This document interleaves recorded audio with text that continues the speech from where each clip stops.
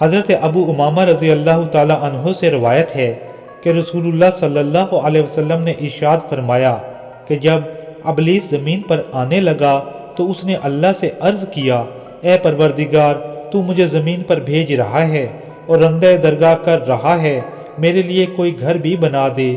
اللہ تعالیٰ نے فرمایا، تیرا گھر حمام ہے، میرے لیے کوئی بیٹھک بھی بنا دے۔ فرمایا، بازار اور راستے تیری بیٹھک ہیں۔ عرض کیا، میرے لیے کھانا بھی مقرر فرما دیں۔ فرمایا، تیرا کھانا ہر وہ چیز ہے جس پر اللہ کا نام نہ لیا جائے۔ پھر عرض کرنے لگا اور کہنے لگا، میرے لیے پینے کے لیے بھی کوئی چیز مقرر کر دیجئے۔ تو اللہ تعالیٰ نے فرمایا، ہر نشہ آور چیز تیرا مشروب ہے۔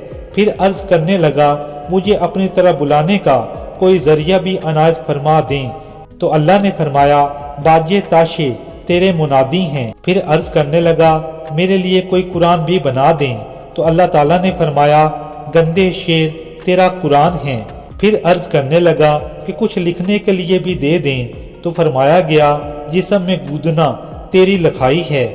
پھر عرض کرنے لگا، میرے لیے کلام بھی مقرر فرما دیں۔ تو فرمایا گیا، جھوٹ تیرا کلام ہے۔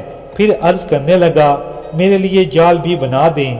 تو فرمایا گیا، عورتیں تیرا جال ہیں۔ اس حدیث کے مطابق میوزک اور غنا شیطان کے منادی ہیں اور شیطان کے دائی ہیں۔